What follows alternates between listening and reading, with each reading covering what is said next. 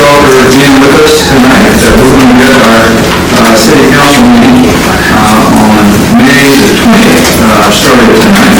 And we'll start reviewing the minutes from our last meeting on April 15th. So commissioners, you have these minutes for a while to take a look at them. I will give you another minute just to look over them, and then I'll ask for a motion and a second to approve minutes from our last meeting. So let's take this meeting and review them.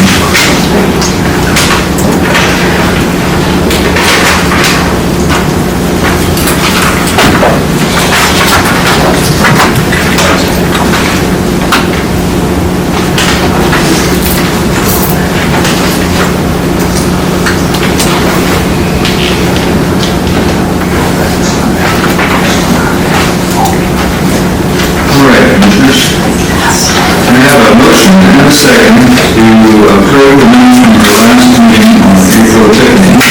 Make a motion to approve the minutes from April the 15th. Have a second?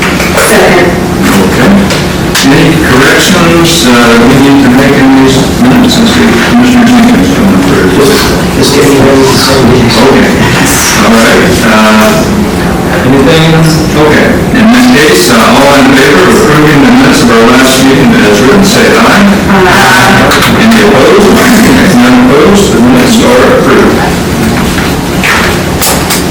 All right. Next item on our agenda is the finance report. I'll ask interim city manager to lead us through the finance report. Okay. Before I get started, I just want to make a note. It was pointed out to me that the agenda is dated for April 15th. It should be May 20th, and I will get that corrected and have it on the website to reflect as such. If you want to report your operating statements, here goes. Revenues, we had a very good month. Our local sales tax was about 25% what we had budgeted. We had a little more of the GHSO post miscellaneous grants because the police officers got their post pay, plus we have a reimbursement from the GHSO overcome grant. City court fines and costs were up. We budgeted $9,600. Expected we did a little over $12,000. So we came in at a total revenue we budgeted for $97,741. We came in at $108. Expenditures, there's nothing really out of the ordinary to note. On our community plan, I've been advised that they're going to halt their invoices for now to let East Tennessee Development do their portion of it. So you'll see one on the May statement, and then we'll see where we go from there. City mobile operations were up a little bit on the supplies. Most of that is the renewal of the Microsoft 365 for their users. On page 3, we had dues due for the Greenway Council. They weren't budgeted. We donated $150 to the fitness and wellness for their fundraisers. Police salaries were up a little bit, but we had some overtime. Everything's pretty well there.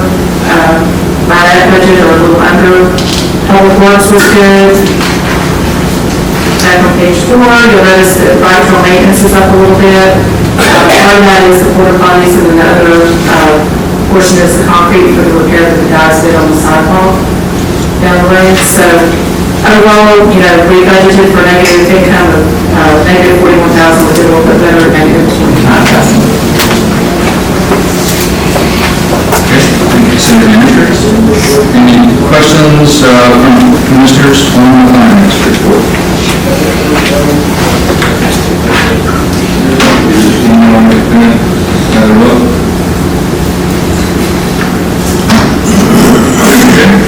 City Manager, can we move on to the charter of accounts? Sure. Our general fund is right at about $680,000. Street fund is at $209. Drug fund is holding at $4,800, and then the accessibility fund is $6,800. Okay, Commissioners, one more opportunity. Questions on the finance report, and then I'll ask for a motion to approve our finance report. Okay. seeing none, may I have a motion to approve the finance report? Make a motion to approve the finance report. Can I have a second? Second. Okay, I've got a motion and a second. Any further questions? Okay, all in favor of approving the finance report as written, say aye. Aye. Any opposed? Okay, the finance report is approved. Next item on our agenda is the report from the city manager, city manager report. Okay, just have a couple of things. I just want to note that we've sold all the maintenance items that we have in our deals. All total, we got revenue of $16,605. That more than covers the $10,682 that was appropriated from the numbers, and $5,000 for the trailers, so we're right at $780 to good from that sale. And the one other thing I wanted to talk to you about, we've been talking about an app and website. Well, had a gentleman reach out and had a Zoom call, and they offer a service called Text My Gov, and it's where you can text a 5-digit number, and they can link it to where people can search for different things like meetings, events, and then it'll link it to our website. We can also do push notifications for that if we have pending weather alerts or anything like that. They based their proposal on population, so our proposal was $3,000 annually. There's a $1,500 setup fee, so the first year will be $4,500. They do want a 3-year contract, just like the previous company did, so it's $3,000 annually for that. If you want to look at it a little bit, kind of see what that is, you can do it. The city of Townsend does this, so if you go to their website, you can put in your number and kind of play around with it, see what information you get about it. This might be an alternative if you didn't want to afford the app. Good question. It's based on population. We go up with our users. Like if our user and or is it just city population there? And with this plan, it gives us the software and support as needed, 10,000 text messages per year. There are add-on packages that you can do if you want to go up, or unlimited support, 10 gigabytes. They do all the interfacing with the website and do the stuff. So I'll send this out. Everybody's still jumping the everywhere, just one time. Bring that to your attention. Does this include an alert system where residents are alerted to an issue? That if they can text, we can send push notifications to everybody out that they keep a database of all the. I've got one testimonial about alerts. My brother lives in Indiana. He heard a train sound. He got an alert on his phone. He dove under his bed and his house blew apart. The alert is what saved his life. So I think it's important. Tornado? Yes, last week. Yes, we could, because I told them sometimes we have severe weather, of course, whenever Helene came through, that was kind of originally, we were going to get the path. They said that we could send push notifications. Yeah, I think that's one of the key features is being able to push out a notification to our citizens, so. Yeah, but just go to Friendsville's website and print out the message. Well, thank you for researching that. It sounds like it might be a little more cost effective, and if Friendsville's got it, we can check it out and see what it looks like. So. Thank you for researching. Website, but we have to keep the website account. Okay. Anything else? That's all. Commissioners, any questions? And that was called Text My Gov. Okay.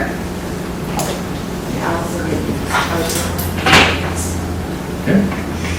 All right, moving on. Let's go to the police report. Chief Condi. I guess the biggest thing, activities we've had is our two of our largest events are in the books for 2025 with the Big Feet Festival and Scottish Games, and also had simultaneously, of course, the topless Jeep event going on. So, all in all, I'd say everything went off pretty well. Didn't really have any traffic issues to speak of. No major issues, so that's a good thing. Another year in the books on those two, and everything else is just business as usual. Okay. All good. All right, thanks, Chief. I'll just add that I heard a report from a citizen, Myers Road resident, that they thought everything went all right as well. I do have a question. Does the police department ever give tickets to people who park on the right of way? No. Should we? No. We have a, excuse me, should we consider that as a way of helping enforce the parking on the right of way? Well, I will say that I do notice, and we've raised before, and Chief Conde can weigh in, but I do see an increased amount of parking on the right-of-way associated with these events. And so we do have some operations in town that, provide parking for a fee. And those operations are generally well-run, and they're off the right-of-way and are operating, I think in a safe manner. But I did see a few cars parked down there below the Best Western that looked like they were parked just right off the bike path, which caused me to think, well, how did they get over there? And at least one of them is closer than I would have liked to the bike path. So there is an issue of increased parking. I understand your question. But let me say, it's not just at festival time. Today, there was a place down the street who occasionally has events. They had cars parked on both sides of the bike trail to the point where you couldn't see safely to go down that. It seems to me other cities use enforcement to get people to do what they want to be safe. And part of that enforcement is issuing tickets for illegal parking. Yeah. Just seems to me that we should be doing something like that. Yeah, and I'm going to come back to that on another item, Commissioner Jenkins, if you would allow me, because I have some thoughts on that as well. We're going to talk about the license agreement for the right-of-way, but I'll come back to that. But I'll give Chief Conde an opportunity to respond. This is his reports. Well, I guess that you have to be careful when you start enforcing things that you may or may not have statutory right to enforce. Parking on the right-of-way is a TDOT regulation, for one. For two, we allow parking on the right-of-way for at least two city-sponsored events. So it's kind of, if I were to get cited for parking on the right-of-way, I would probably not be too happy about that when we allow it at other times. So we're putting ourselves in kind of a bad situation when we start selectively enforcing that. I mean, there may be people parking on the right-of-way. I don't want to disagree with that. There's times when there's been such a crowd that it necessitated that. We're just out of space. And cars had to go somewhere. And for me, I would rather have them parked on the right-of-way than driving up and down the highway creating traffic congestion. So I guess, my take on it is I'm not opposed to enforcement per se, but we need to do it in a consistent, fair manner. And again, when have city events that park on it, where we allow parking on the right-of-way, it's kind of hard to justify citing people because it wasn't a city event, it was somebody else's event, so we're not going to allow it.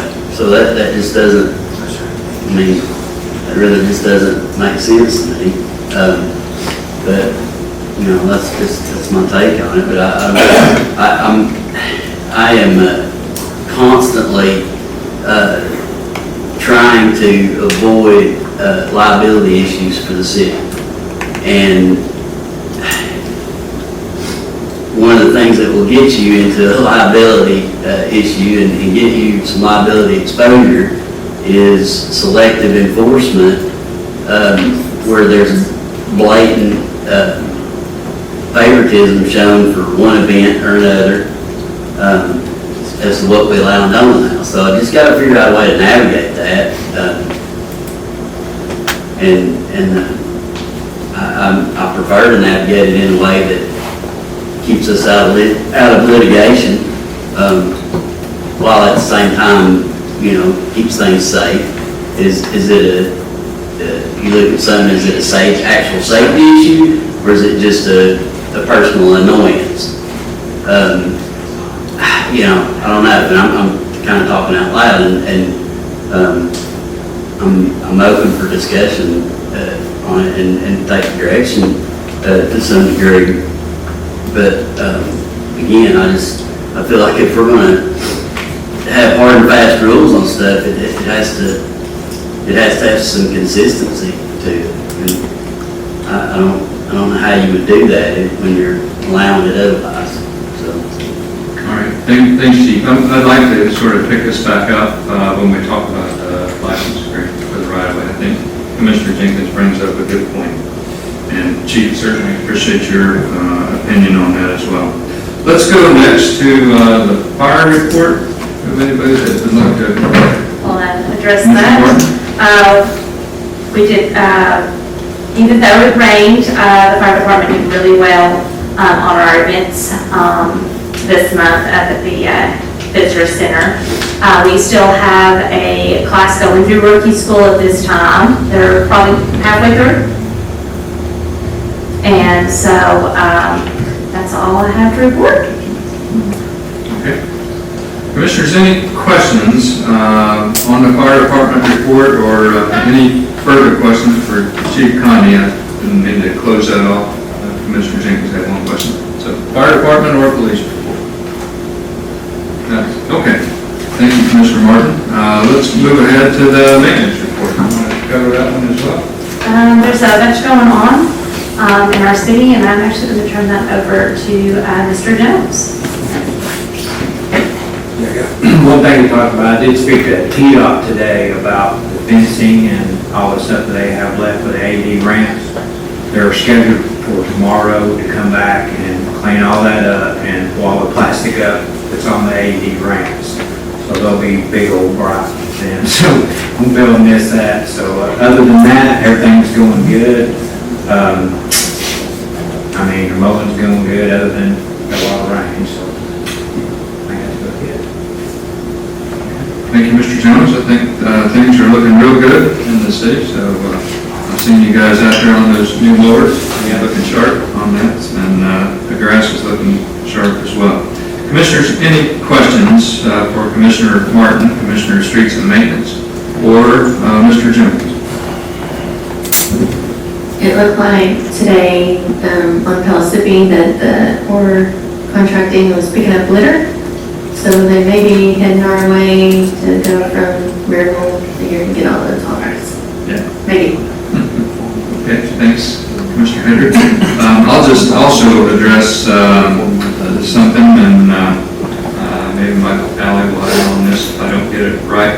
I had some questions about what's happening on that construction. There's a lot of equipment up through the curves, and my understanding is that is the construction of a parallel pipe project. So this is going to bring a second water line to the city and provide us some resiliency in case anything happens to our water.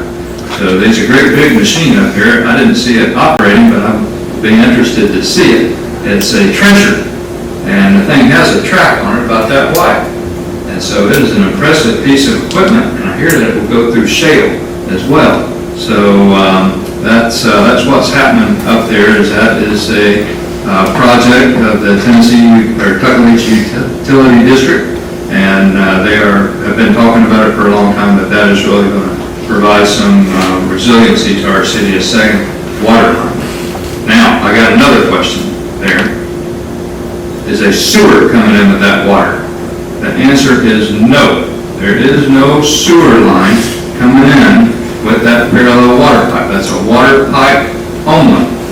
So in case anybody has any questions about that, they can verify that, but there is no sewer coming in there. It is a water line. Mr. Hedrick.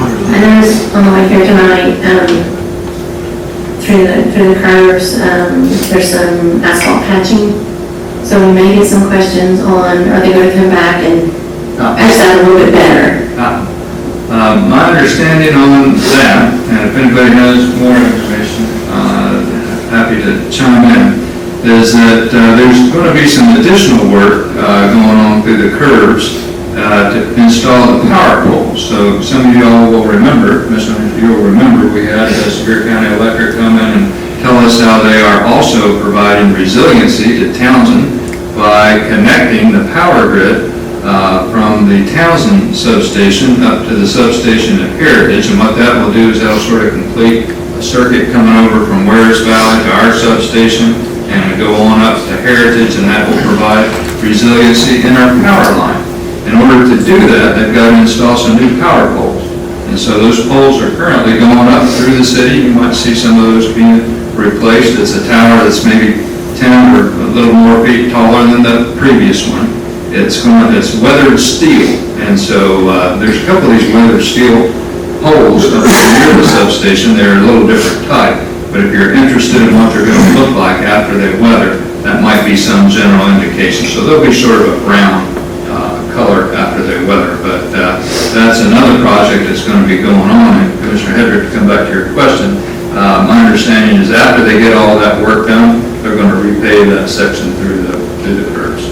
So it'll probably be patching and some construction and some aggravation, but it will be worth it for our citizens in Townsend with that resiliency in the water line as well as the power system. So sincere thanks to our utility.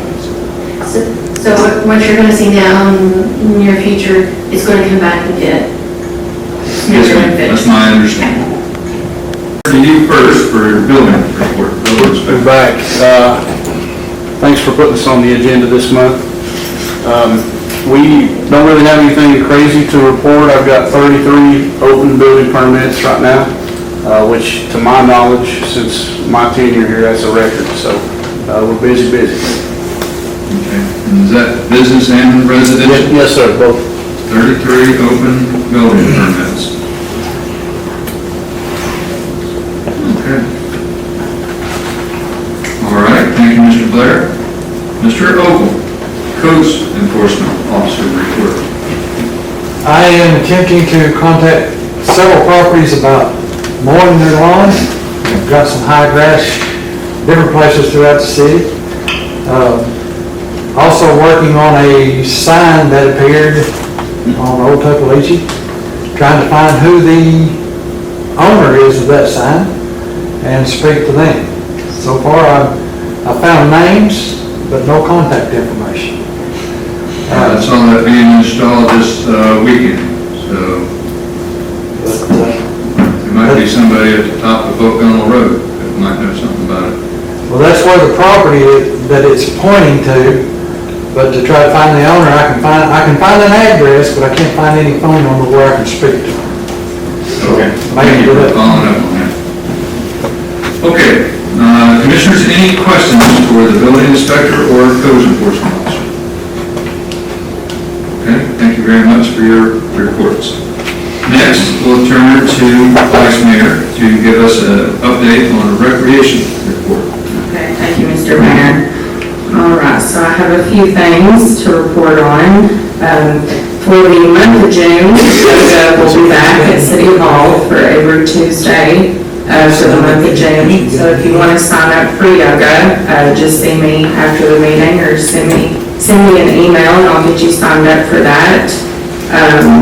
We actually did not have a Parks and Rec meeting this month, but we will reconvene on our meetings in June. We have a tentative June 4th workshop at the Park on Mountain Avenue to discuss potential improvements to that park.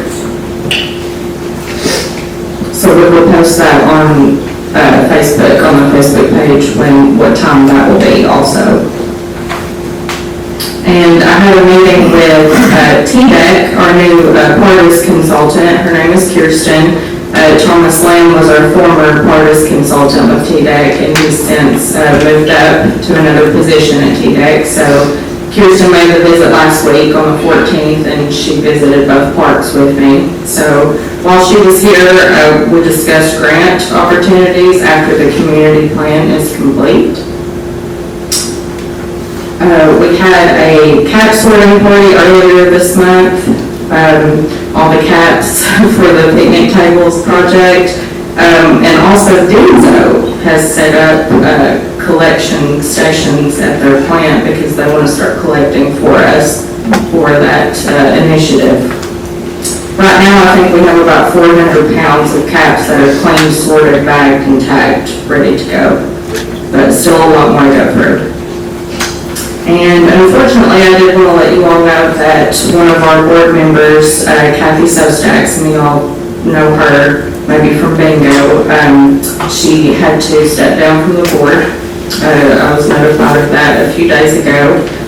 She did not want to, but family matters to attend to, so hate to see her go. So my question about that to you all is, since her term was going to be up in August,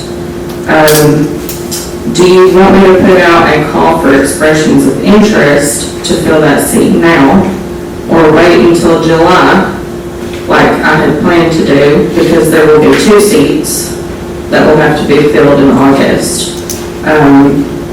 So we would just be running on 4 members until August when 2 new people would be selected. But that's totally up to you. I can fill the seat early so that we'll still have 5. I wasn't planning on filling the seat tonight because we need to still put out the call for it. So I wanted to see what you all wanted me to do about that moving forward. Does our ordinance dictate anything about that? Does it say it The has? bylaws? Yeah. Okay. No. Go with that. They didn't, not for, we do have a board member, that had stepped down early before his term, and then we filled that seat, but there was still like 6 months left on that board member's term. So, this person, if we fill it next month at the June meeting, they're only going to be sitting through 1 or 2 meetings, and then they'll have to reapply. So, Any other guidance from the commissioners? I mean, we could go ahead and fill one of the seats early and then do another one in July or August for the second seat, but I will have to fill 2. Is there anything special that you're moving with that you need a 5th person? I mean, Regarding anything? possibly the Special People's Park project stuff, or if we make any improvements to the city park on Mountain Avenue. So I just wanted a little guidance on that. Well, I think I would defer to the chair. If you need more people and you need somebody in the seat, then go ahead and fill it. And if you didn't, then you could go for a while and just put out another call.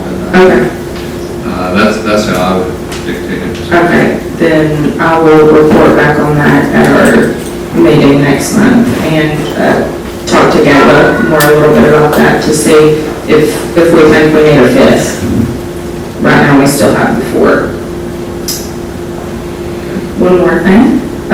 Let's see, last but not least, the RFQ review committee had selected a finalist for the Special People's Park, and they're on the first item of new business tonight, so we'll introduce them when we get to that agenda item. Very good. Commissioners, any questions on the recreation report? When is bingo again? Yeah, we didn't schedule one for this month because all the board members were so busy with other things, but we will do our best to do one in June.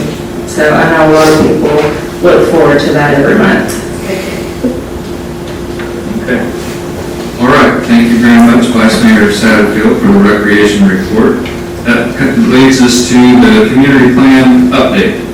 So I see Vice Chair Oldham there, or John McMahon want to? Sure, I'll do it. Some time, just in time, I guess. Hey, so we've actually spent the last two community planning and advisory committee meetings having workshops. So the last one we had was a zoning one that was in April, and then just about an hour or two ago, we had a workshop on historical preservation here in Townsend, and had the folks from ETPD come and give us a presentation on what it means to have historical preservation in your community. Some of the things that I took away from it was just that there are multiple levels of historical preservation. So as we learned, there is a national preservation, a state preservation, and a local preservation that all apply to different grants, different restrictions, different protections, and that kind of thing. So we spent the day learning about historic preservation and then offering community input, also offering a time for community input on historic preservation. All right, very good. Commissioners, questions for Mr. Oldham? Okay, thank you for that report. And I'll just mention that these meetings of the Community Plan Advisory Committee are recorded and are posted. The Community Plan Advisory Committee has a website. You can go there, and the videos are also available for folks to catch up. Today's discussion, I'll have to say, just reminds me of how much heritage we have here, how much cultural things that we have here in Townsend, and it really is worthwhile to be intentional about thinking about that. So, thank you very much, Mr. Oldham. Okay, next item, Commissioners, that brings us down to public input for items on the agenda. So I'll remind everyone that there are two opportunities for public input. The first one comes now, and this is for items on the agenda. So if anyone has any input on these items on the agenda, that will be the time to come up. We will limit our input to 3 minutes, and I don't know if we have people signed up to speak. Jeremiah Grant. Okay. Mr. Grant, if you could come to the microphone. All right, thank you. Mary Kay Jenkins. Okay.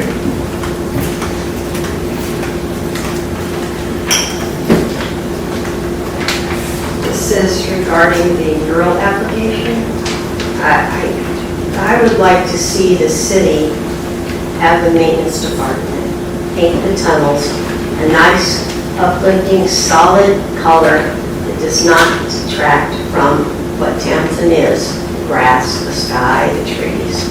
I think it's inappropriate for any one group to be allowed to paint all 3 tunnels how they want them. I think maybe 1 tunnel if they want. You want to let someone do it, but not all 3. It doesn't seem fair, and it seems inappropriate, especially since they wanted to put their website information on it. But I prefer the city. I'd buy paint for one of them, that the city maintenance power washes them and paints them a nice pale sage green or pale blues like the sky, instead of putting a bunch of stuff on it. Okay, thank you, Mary Kay. Next.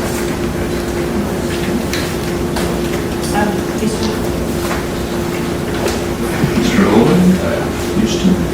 Hi, Houston Oldham. Long time no see. Long time no see. Happy to see you again.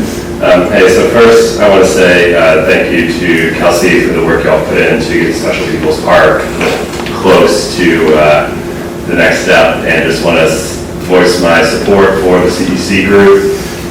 They're somebody we've worked with privately in business. They've been upstanding and trustworthy and respectful of what we've done. So thank you for doing the homework to find them and to, hopefully to push them on in the next part of this meeting. So thank you. I too want to, I want to take the opposite opinion on the murals, to be honest, from the last commenter. I love the murals that come in from the curbs coming from Maryville. I realize that those are in Blount County, not really here in Townsend, but as a family that uses the tunnels a lot to avoid having my kids cross the road, there's really no telling what you're going to find in those tunnels one day or another, whether it's runoff or wasp nests or graffiti or whatever. And I appreciate it, my kids certainly appreciate having something fun, different, whimsical, and engaging to have in our community. And so, I've been around these meetings a lot in the last couple of years, and one of the things I've always appreciated is the partners in our community. And so when I think the city has a partner that comes to them and says that we want to improve our city, we want to help you do something, we want to use our resources to do something for you, it feels that we should respect that, thank them, and do our best to be good partners with all the folks in our community. Okay, Thank you. thank you. Okay, next. My favorite.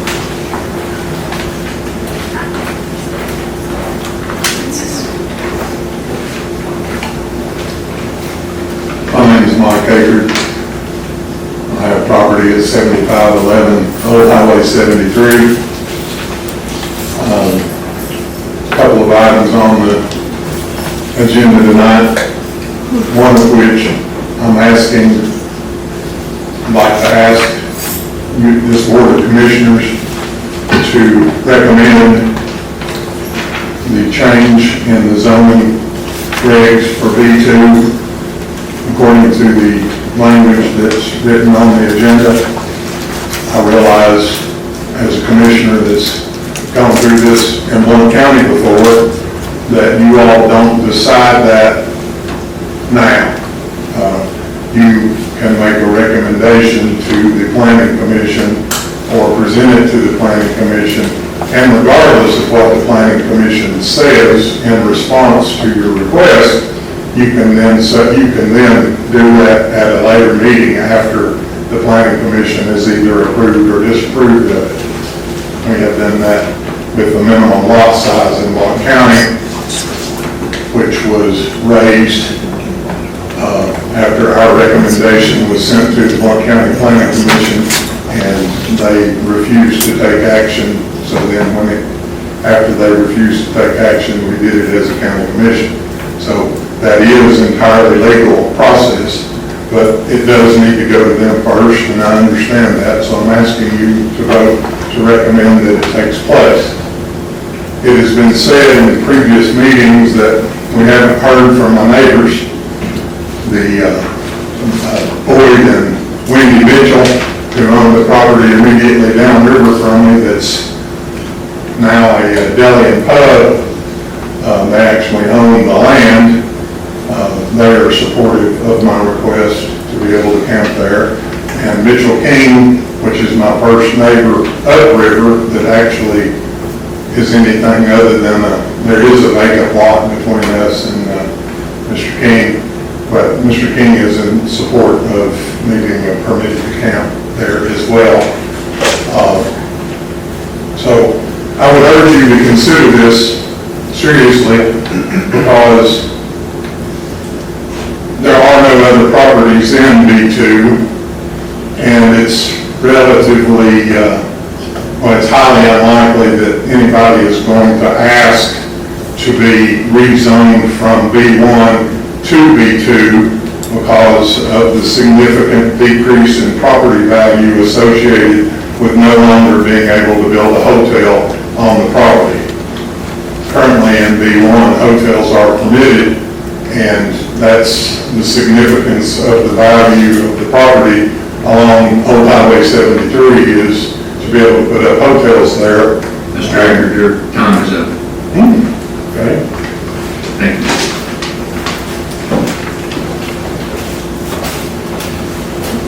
Next? Okay. Nobody else for public input? Okay. Thank you all very much for that public input. It does matter to the Board of Commissioners, and that's why we see. Okay, Commissioners, let's go to the next item under new business, Parks and Recreation, introduction of CEC firm chosen by RFQ committee for the Special People's Park project. Vice Mayor Sadler. Thank you so much. Well, we actually, April 17th, we had our final meeting to select the finalists, if you will, for a recommendation to the Board of Commissioners. And so that firm was CEC Group, and they're here tonight. If you all want to come up and introduce yourselves to us. I have Aaron Henry, Jay Camelli, and Patrick. Back on. Okay, thank you. Thank you very much. So, for the firm, we graded on a scale that RFQ committee member Mike Bryant helped us with. So, as we were grading the firms, we based that on personnel, project management, design approach, public input, grant administration, permits, budgets, and schedules. So they were awarded the most points, and so I'd like to introduce you to them tonight for your consideration for the Special People's Park project. Thanks, Casey. Yeah. Kelsey, could you talk just a little bit about where they're from, that kind of stuff? Yes. Just some background for the audience? Well, I'll let you. You know where you're from. Tell us where I'm from. I mean, sorry for being late, everybody. I had a third grade graduation that I rushed over from, so thanks for your patience with that. So I'm from Maryville, originally, just personally, live there now, and our office is right outside of, right near UT Hospital. So on Idaho Highway there, right by a Cherokee farm. So I'm a structural engineer by trade. That's my background and expertise there. Patrick, also. Yeah, I'm a Maryville resident as well. I'm a civil engineer with a water resources background, in floodplain management, and a little bit of site design. And we have Jay Camelli. Last but not least. Jay Camelli, I'm from Nashville, actually. Been in Hermitage, Tennessee. I'm out of our Franklin, Tennessee office. It's been about 35 years. Landscape architect and master planner, grants, and a lot of the fun stuff that we like to do. So we're hoping that you'll consider us, and we appreciate being selected for this, and look forward to working with you on this project. Really excited, great opportunity, great project. Thank you. And Becky or Pat, if you have anything to add from their interview, and Jeff Riddle, he's also on the RFQ review committee, and Doug also recommended CEC as well. Just some notes that I had took from your interview, from the April 3rd interview, that I really appreciated was that they understand the struggles of small cities, their project approach, local presence, and strong relationships with TDEC and the Army Corps of Engineers. Your relationship with the State Historic Preservation Office was also something that I really appreciated. Experts with waterway inspections, and that you stay with the project from start to finish. And I did show their qualifications to the representative we had come in last week from TDEC, and she gave her stamp of approval on these guys, said that, you know, not a lot of times you have something that can be done, a project that can be done all in-house, and you all can do that for us. So, any questions for them while they're here? Hard math questions for this guy. Well, but from your side of the building, just first of all, thank the committee that spent time looking at all the applications. I understand that there are a number of firms that applied. Yes, 5. And, you know, the CEC demonstrated superior qualifications, so really appreciate the RFQ committee that came together to do that. To the firm, I'll make a motion here in a second that we will endorse your selection, but I'll just tell you that Special People's Park is fairly new to the city of Townsend, but is not a new resource to our community, and it is one of the most treasured resources. I've had more calls about what's happening at the Special People's Park than just about anything, and so you are being entrusted with a community resource that means so much to our citizens and to our Tuckaleechee Cove community. It means a lot to our visitors.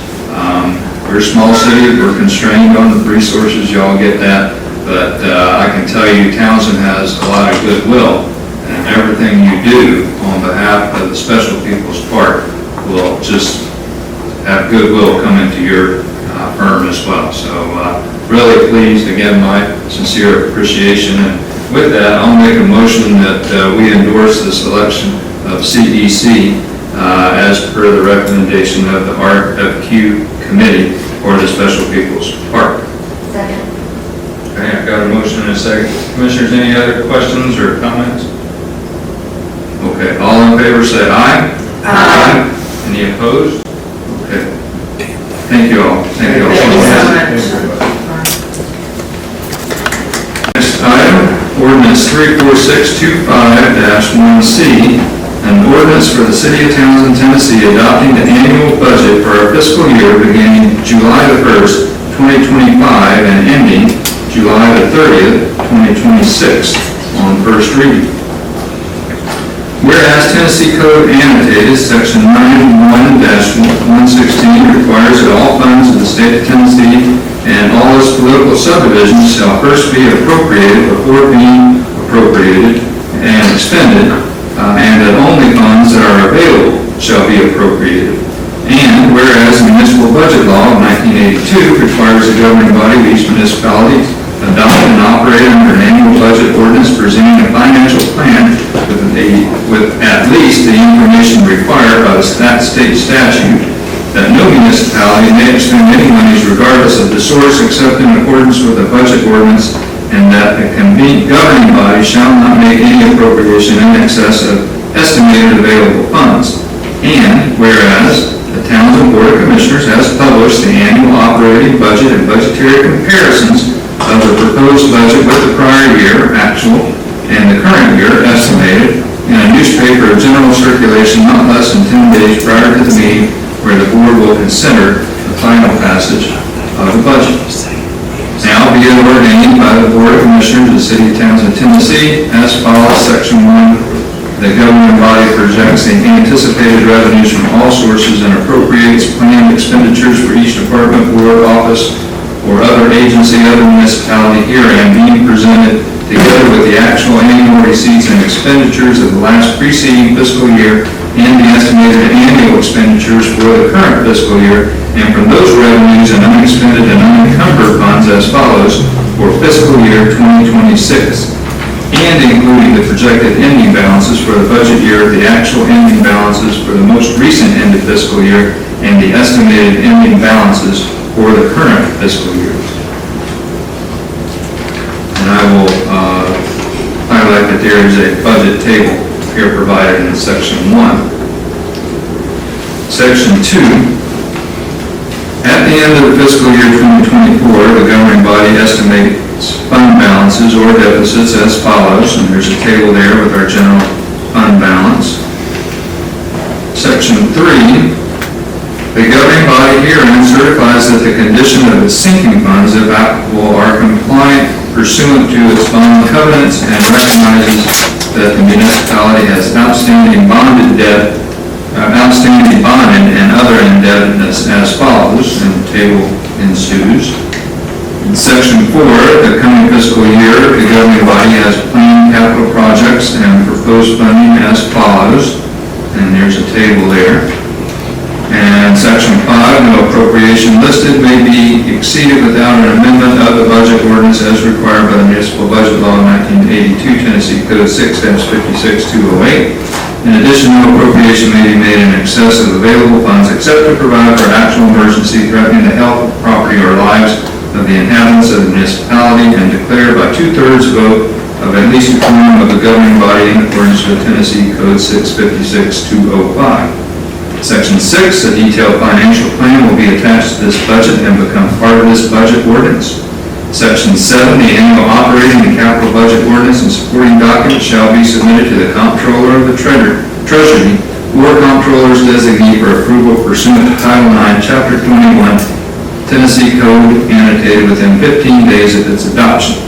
If the comptroller or the treasurer or comptroller's designee determines that the budget does not comply with the statutes, the governing body shall adjust its estimates or make additional tax levies sufficient to comply with the statutes or as directed by the comptroller, the treasurer, or the comptroller's designee.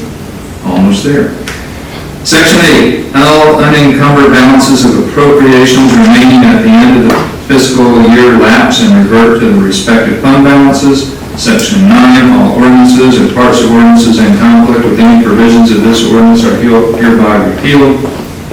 Section 10, there is hereby levied a property tax of let me say it again, 0.00 per 100 of assessed value on all real and personal property. Section 11, this ordinance shall take effect July 1st, 2025, the public welfare requiring.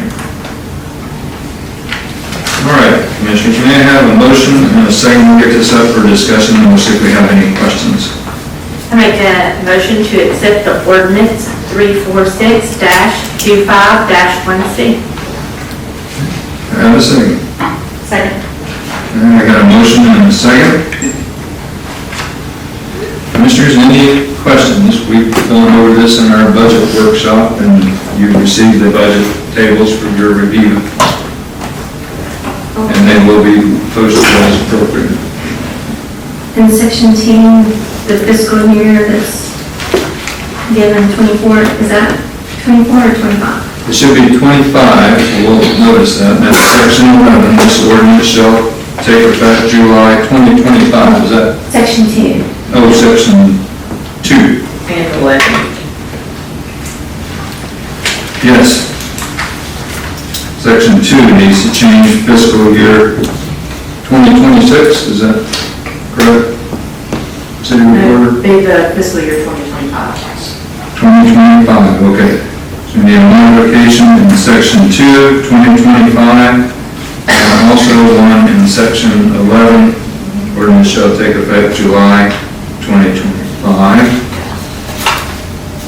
And section 3, second line, should be compliant with an M.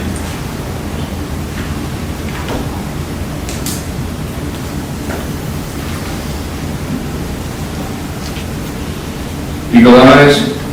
Anything else? Any questions on the figures? Okay. Commissioners, all in favor on first reading of ordinance 346-25-1C, and ordinance of the City of Townsend, Tennessee, adopting the annual budget for the fiscal year beginning July 1st, 2025 and ending June 30th, 2026, say aye. Aye? Aye. Aye. Okay, that's all ayes, unanimous. Any opposed? Okay, the ordinance is adopted on first reading.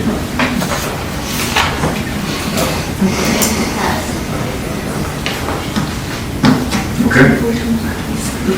We'll go on to the next item on our agenda. This is item number 3, mural application, Townsend Gateway Alliance, proposed renderings for 3 retaining walls of the tunnels in Townsend, recommended to Board of Commissioners for approval by the mural subcommittee and the planning commission. Mr. Kemp, you represent TCGA on this? I'm Ken Campbell, a TCGA board member. For the benefit of the audience, TCGA is a 501c3 charitable organization whose full name is Townsend Gateway Alliance. This is a request for approval of installation of murals on the concrete facings of the entrances to the 3 tunnels. One tunnel is near the city entrance as you come into Townsend. One is near the White Church at Old Tuckawitchee Road, and the other is at the IGA shopping center. These murals will complement the mural on the wall coming into Townsend. We're hoping we can get, for the benefit of the audience, on the screen, the depiction. See the projector doing this thing, it'll come on in just a second. It'll come on wherever it wants to.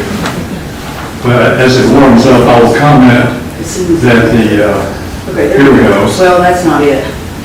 Well, this is what it looks like now. That's one, yeah, that one is, and then, Here we go. yeah, so this one is the one across from the Townsend, the Riverwalk, where the, yeah, where the garden is at. That's the first one, coming in on one side, and this is the other side of that one. This is what, the one side of what it looks like now, and this is the two. So I can flip back and forth if y'all want to, or we can go on. This is the wall that's out next to Sunshine Bridge on the opposite side. Well, it's on the same side of that, but it's on, as we were walking through, on the other side of the highway. So that's what it looks like now. That was the first rendering. I think that's the copy that you all have. And then, so y'all talked about last week, because we had Explore Townsend, but we didn't think anything about the promotion part. It was just our website for TCGA is Explore Townsend. So, I guess I could send it. And so actually I took that, now this is what I did, so this is just a sample. So I took this off and did this. Now the artist didn't do that. I did that just as a sample to give you all an idea of another option that we could do or something else. So that's what that wall looks like now, and then the option. And then this is out next to IGA and where the Mercantile is, and that's the, let's see, I skipped it. Damn, maybe I had another one there. That's the other one. Is that the same one? No. They're hard to keep separated. So that's the other side. And then this one is where the Sunshine Bridge is now, on that end. And so that's one side. That's what it looks like now. That's what we're proposing. This is what the other side would look like, and that's what that side looks like now. So I think that is it. Yeah. So, You're proposing to have Sunshine District text above it? Shopping that's district nice text? so far, yeah, that's what we're talking about for now. Yeah, we're moving on this. No one really knows what Sunshine District or Shopping District or River District is, so we're not really, we don't really know that. Jill, who made the suggestion for the names of the districts? Where did that come from? It seems like, if I'm thinking correctly, I'm pretty sure, I know the board, we had discussed it, is Michael here, I don't know if, it may have been the folks with the Tuckaleechee Garden Club, I think. And I don't quote me on that, but I thought I remember somebody saying that, but I can find out for sure. And also in the planning commission, we've talked about overlay districts as well, and talking about the center part of Townsend, it's the place where most of the hotels and the shopping is, and the upper end is the riverside with all the campgrounds. So it's just kind of an idea that came through several different discussions of the different sections of Townsend. Yeah, it was there before me, so. Well, and of course, we don't have to put that on there. Yeah, We're- suggestion. You know, that's fine. Well, I think all this is great, but I want to talk about something besides aesthetics. I want to talk about safety. As someone who has walked hundreds of miles in the last 25 years walking the trails in Townsend, I can attest that it's a dangerous proposition to try to cross 321 without using the tunnels, particularly in the summer. The frequent driveway, parking lot, and road crossings made this very perilous. A cyclist was killed recently when she ran into a stopped car driven by a member of my church at Webb Road. This is really troubling. And Jill witnessed recently someone trying to cross 321 as you come into Townsend. And Jill, would you describe what you saw? And this is right next to the first tunnel. Yeah, it's right up next to the Sunshine Bridge. But when I was coming out, so I live out in Dry Valley, and I was coming out through there where the Back Porch Restaurant used to be, there was an older lady on a bicycle coming from the other side. And it was like she was literally dodging traffic, like trying to get through. And I mean, I thought she was gonna get hit. She was not an experienced cyclist by any stretch of imagination coming through there. And so that, you know, I seen a man today doing the same thing, but he was in that wide medium where the medium is and it's really wide. And just kind of trying to navigate traffic as traffic's coming out both ways and all that. So, that lady that day, she got very close to getting hit, and that's no exaggeration. Today, there wasn't much traffic, but I saw it today, but I do know the lady that hit the other cyclist personally, and it's been a pretty big issue for her, you know, because she absolutely didn't need to do it, you know, so. And all this has been made somewhat better by the new yellow panels that warn people when they're about to hit a crossing. So that is encouraging. TCGA has engaged the artists to design and install the murals and will pay them. The estimated cost is $14,000, I believe, Jim. $15,000, yeah, that's what we got budgeted for, $15,000. The installation will include protective coating against graffiti. The Bureau Committee and the Planning Commission have approved this because the highway is owned by TDOT. TDOT has to approve it. It's already approved the Bureau as you come into Townsend. Jill's talked to the TDOT people, and they strongly indicated that they will approve that. The city will have to make the application. We'll have to be able to do that. Upon approval by TDOT, I think the city's going to want a written agreement, and some features of that would be when we would start the installation, once it started, how fast we would finish it, what would happen if the city wanted to go in a different direction and do something else, what would happen once the bureaus are no longer needed. We would restore the concrete. Now, in my mind, this is just the first step. What we really need is signage.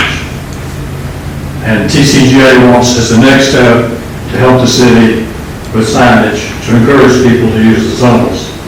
It's fine for people to start at the beginning to come up the river walk, but once you get to the business district, there are problems. So I want you to think of this, start at Little River Pub and go to Wares Valley Road. How many times do you have a road, a driveway, or a parking lot cross the trail? Think about that in your mind. And I'm going to tell you, I was shocked. 49 crossings, 49 opportunities to encounter a car. That's on average every 36 yards or 100 feet that someone can be barreled. Now contrast that with crossing over to the other side. There are 29 crossings on the other side, half as many. Plus, on the other side, the trail is nowhere near the highway, which is another great safety feature.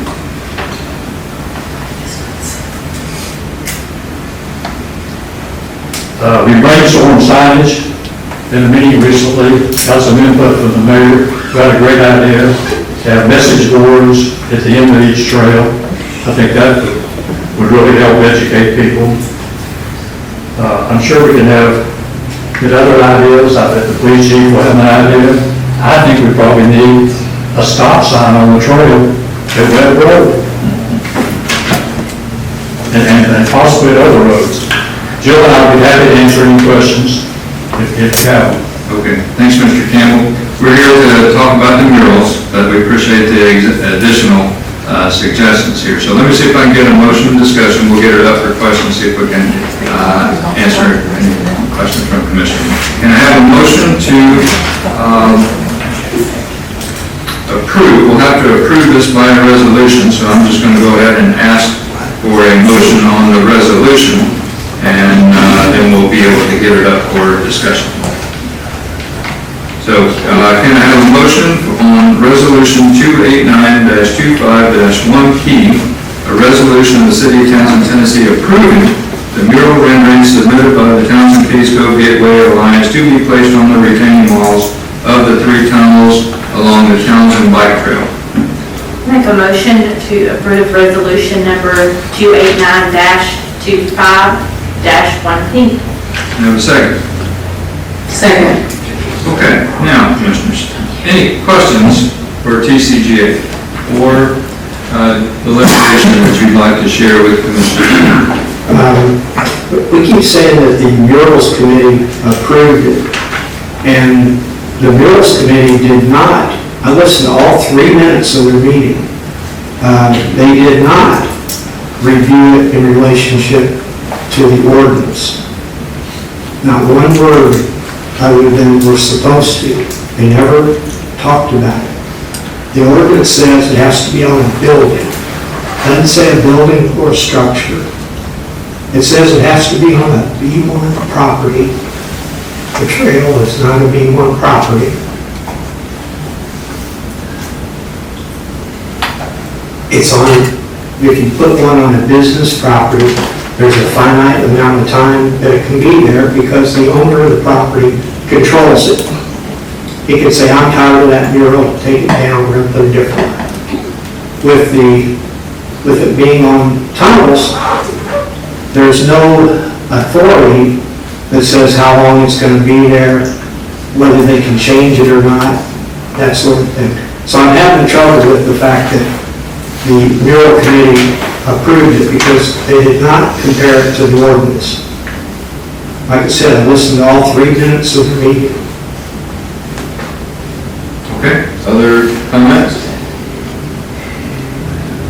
Now, the mural committee, my understanding, did recommend it to the planning commission, and it was pretty thoroughly discussed at the planning commission, which also recommended it to the Board of Commissioners. I'll confess that the ordinance was not written with the tunnels in mind. And so you would have to read the ordinance pretty broadly, but I believe you can read that ordinance broadly to see that it is consistent with the ordinance. So I don't have a tremendous amount of problem with it coming before the Board of Commissioners tonight, because I think you could read the ordinance in a way that it addresses it broadly, but I do You go on record several times saying this is the law. Yes. And I'm trying to quote you what's in it. I appreciate that. And so I do think we probably need to take a look at the ordinance with respect to, the precise language in there, because it's not written with the tunnels in mind. We did take a look at it at the planning commission, and we talked about the fact that, it talks about putting it on a building, but in other places, the ordinance refers to a structure. The tunnels are a structure. Now, Commissioner Jenkins, you can hold a different opinion. I can tell you exactly what that sentence says. It says building. It doesn't say building or structure. Okay. That's what it says. Okay. The ordinance doesn't, another sort of shortcoming of the ordinance is, in my estimation, that it doesn't really put a time limit on it. So I've heard from the public input, and I've heard that, it would be advisable to have some time limit on these things, that they ought to be revisited. And so I think in the resolution, we proposed 5 years would be a time limit before it would potentially be revisited. So I think that helps. That's not in the ordinance, but it probably needs to be included in whatever arrangement. And what I also heard is that it ought to benefit from some more specific agreement between the city and the mural provider to talk about things about how long the installation phase would be, provided. So those are things that, that are not necessarily spelled out in the ordinance, but do seem to be things that are, could be addressed through the resolution. So those are my thoughts, but Commissioner Heather. Also, it talks about the Case Cove Gateway Alliance will be responsible for ongoing maintenance of the murals. If there's graffiti on it, what kind of time frame do they have to come and remove it and repaint it? ordinance specifies any time frame for coming to repair a graffiti incident. So that might be something that could be spelled out in an arrangement. Or it looked like the wing walls had some cracks, and maybe some fluorescence in it, so who's gonna fix those things if something chips off? That would be something they'll need to think about too. I think that would be the responsibility of the mural provider. So if there's something, that the surface of the structure has to be prepared to properly receive the mural, that would be part of the application of the mural. What about the wording? This sunshine district, shopping district, is that something we really support? We've never discussed that. Well, I think Mr. Campbell said business district, not necessarily shopping district in one reference you made, so not many people know what those districts are, right? Jill and I are fine with not having that, aren't we, Jill? Just a suggestion as stated before. Right. I sort of liked it. I thought it was, characteristic of the environment. I am persuaded, I will have to say, I am persuaded by the safety argument and raising awareness of the tunnels and trying to get our pedestrian traffic to utilize the tunnels. I think they're fairly well known to local folks, but our visitors, I think, are not generally aware of the tunnels, and anything we can do to raise awareness of the tunnels and encourage their use, would contribute to the safety. I've seen people, I know y'all have too, trying to cross the road, and it is, flat out dangerous. And so I'm a little bit persuaded that that's a good, good thing to raise awareness. I can add a point to that. I was at IGA the other day, and this lady that I had never met just randomly started talking about how much she liked the bike trail, and she says, why isn't there signage that points to these tunnels? They're really an asset. So there was just some random person telling me that the signage was a good thing. Yeah. But agreed, signage would be better. I don't know how much safety-wise that's going to provide, but signage would be a much better option.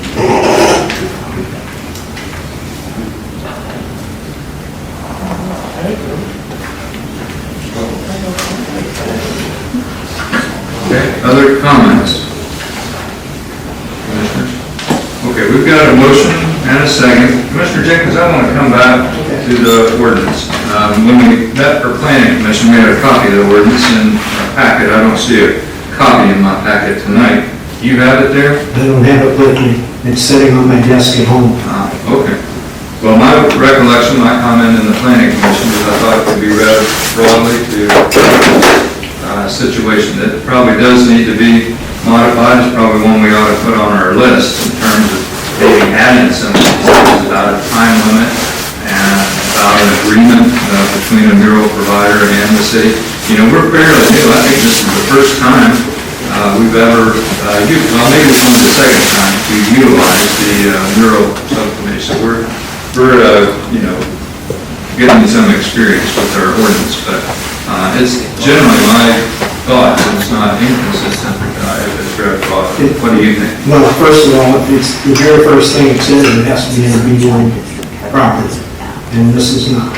Second thing, it says it has to be on a building. It doesn't say building and structure. Later on, when it refers to the building, it refers to the building as a structure. But the very first line says building. So I can't see how you can interpret that differently because it's very specific. Like I said, you tell us to go buy the book. Yes, we need to follow our regulars, make good suggestions. I've got the chair of the planning commission. I don't like to interrupt meetings, but I'd just like to interject as the chair of the planning commission. One consideration is that the mural ordinance was written for private property in Townsend. Now, this is a piece of public property, much like the archive center up here at the upper end was. When it came to their planning and development, we had no say-so because the federal government trumped us on them being able to build what they wanted. Likewise, you could consider these tunnels to be very similar to the retaining wall in that it is on state property, it is owned by the state, and all you're doing is making a request on behalf of the applicant to the state to allow this beautification project to go on. So it's not really a mural being put in Townsend applicable to our mural ordinance as it was written for private property, private murals that have none of these stipulations of timelines and things like that applied to them. This is just an application where you're requesting on behalf of the applicant to the state to allow this beautification to happen. I see, so we should not necessarily use the ordinance as a regulation because it doesn't. It doesn't fit in the ordinance. But rather use it maybe as a guideline or something, just things to think about. Yes, sir. But then what if someone else didn't realize that and they would like to do a tunnel? We can have the same process, they can come to the city and say, hey, we would like to paint a tunnel, would you sponsor us to be recommended to TDOT to allow us to do that? In 25 years, this is the first time, so I don't think we're going to have a lot of... I don't think we have people lined up. We do have the benefit of the city attorney with us tonight, so I don't know if the city attorney wants to opine on this one. City attorney likes that document in front of him. He provides an opinion, and I have to look at it. I don't have the mural ordinance with me. When Commissioner Jenkins brought that up, I tried to look, and I don't have it. Well, it does sound like it's maybe written not necessarily for the tunnels, which I acknowledge, it's not written for the tunnels. So we're trying to, TDOT is obviously willing to entertain an application because we've got two murals on the way in from Townsend coming in here. So they're willing to entertain, you all have talked to TDOT, I guess, about it. And so somebody has to make an application on behalf of the tunnels. It seems like the city is a logical place to bring that. So, and I would like to, have the city involved because as we'll discuss here in a minute, we'll be discussing the license agreement for the right-of-way and what the status is of the tunnels in the city, so. So does that license agreement change anything Mike said? It does not at this time because we haven't added the tunnels in there, but it is something that we are working with TDOT to consider. It wouldn't necessarily make a difference, my understanding, because we'd still have to go to TDOT for, even if the tunnels were in the license agreement, we would have to go and ask permission to be able to apply a mural. Now, this is years ago when I first started coming to city commission meetings. I think Sandy was the mayor, and they were getting ready to put in the 4-lane, and Sandy and the commission decided that they would provide money to build those tunnels. And I don't remember how much it was, $80,000 or some number like that. And because they provided that funding, does the state own those tunnels, or do we? Well, I'm happy to take that up. My understanding is that those are owned by TDOT. Okay. I don't have the documents in front of me about what I we think do. you want them to own, because if you better replace them, we can't do the structures and do that and all that other stuff. Okay, so we have a number of other things on our agenda. I'm cognizant of the time, so let's see. So we've had some advice from the chair of the planning commission to indicate that maybe this doesn't really fit the ordinance, but there still is a request from TCGA to be able to submit an application to TDOT and move forward with these murals. I've understood that they would support also 5 years in the resolution in terms of a time limit on that. That they've agreed to not include any of the district names on it at this point. And that the mural renderings have been provided and, people got a chance to take a look at it.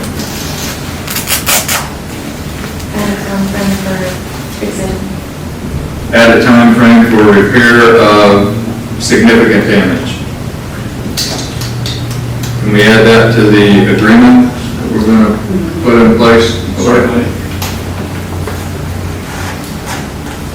30 days? everything you do. Because if somebody messes it up, you don't want Okay. stuff. 30 days has been proposed. Satisfactory?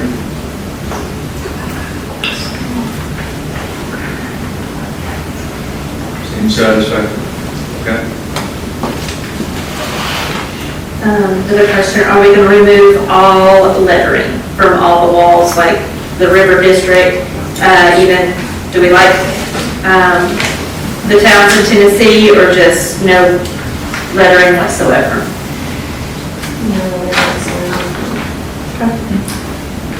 So no Townsend, Tennessee, no River District, none of the districts or anything like that, just the murals themselves, with the artwork.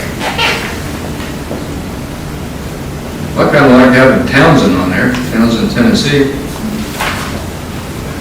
The other thing that comes to my mind is my daughters use this thing called Instagram. It's social media. I'll make fun of you. I don't really know what it is, but it's a place I understand where people will take pictures of themselves. And so if we'd like to let somebody know, that they're in Townsend and not somewhere else, it might be useful to have just Townsend on there, Townsend, Tennessee.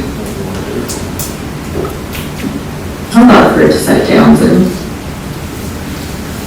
I mean, the murals coming into town, I think I've heard somebody refer to them as iconic at this point, but they are representative. If you ever go watch the 11 o'clock news, what they'll show for Townsend is frequently a picture of those murals. So I would suggest we just keep it at Townsend, Tennessee. Jim, could you give us some other font sizes or some different font options for if we decided to go with the Townsend, Tennessee? Yeah. I know you did that quickly just to give us an option. Yeah, we could I could actually have the artists put something together on there. I did that just before the meeting, just so y'all could see something visually for it, so yeah. Okay. Can we request a change in one of the animals that are pictured? What animal, let me see. Can we go back to the shopping district? Yeah, the skunk. I'd rather have it there. I mean, I know we have them. Is there any way you could fit a bear in there, though? Maybe, okay.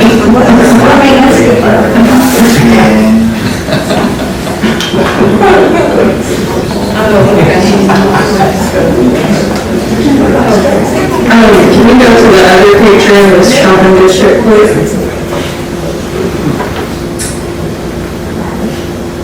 No. Yeah. So is that a cabin back there? What is that? Yeah, it's just out there. Just an old cabin, okay. Appalachian cabin. Okay.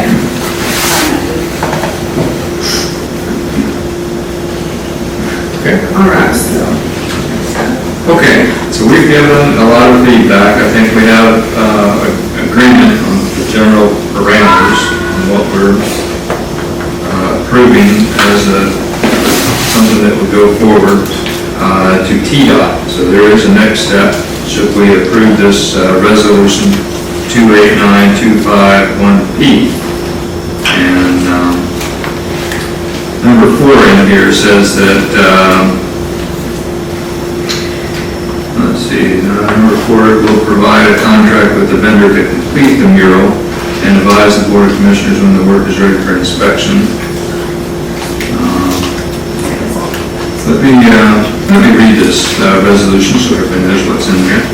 Resolution of the City of Townsend, Tennessee, approving the mural renderings as amended, submitted by the Townsend Casco Gateway Alliance to be placed on the retaining walls of the 3 tunnels along the Townsend Bike Trail. Whereas the City of Townsend was approached by the Townsend Casco Gateway Alliance about a mural project for the tunnels along the bike trail to create a more engaging and visually appealing space, and whereas on March 21st, 2025, a mural subcommittee approved an application and mural rendering submitted by the Townsend Casco Gateway Alliance, and whereas on May the 8th, Townsend Planning Commission voted to make a recommendation for approval for the Board of Commissioners, and whereas Board of Commissioners support the mural project submitted by the applicant. Now therefore it be resolved that the City of Townsend, Tennessee as follows. The City of Townsend will apply for a mural license with the State of Tennessee. The purpose of the project is to enhance the surrounding area and provide a more engaging experience for all users on the bike trail, and not for advertisements of any business or organization. The Townsend Case Code Gateway Alliance will ensure the project complies with all guidelines of Ordinance 31522-1P and any other applicable municipal, county, state, and federal laws, rules, and regulations. Townsend Case Code Gateway Alliance will provide a contract to the vendor to complete the mural and advise the Board of Commissioners when the work is ready for inspection. And the Townsend Case Code Gateway Alliance will be responsible for ongoing maintenance of the murals for a period of 5 years, at which time the City of Townsend may create opportunities for other entities to submit proposals for the murals on the tunnel retaining walls. Okay, that's what's in the resolution. And we have discussed that we would remove the titles of the districts and replace the skunk with a bear. Okay. I have a question. Mr. Jenkins. The mural license, would that license be to the City of Townsend, or would that license be to these people? Whose name would be on the license? City of Townsend. Would be responsible for the deal. Okay, Commissioners, any questions, any further discussion? Okay, all in favor of motion 28925-1B, say aye. Aye. Any opposed? Opposed. Okay, I got Commissioner Jenkins opposed, Commissioner Hedrick opposed, Satterfield, Frater, and Martin, ayes. Okay, the motion is approved. Okay, next item on our agenda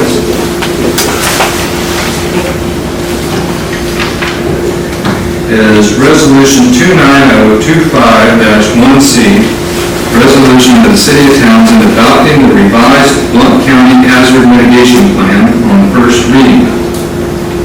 Now, Commissioners, this ordinance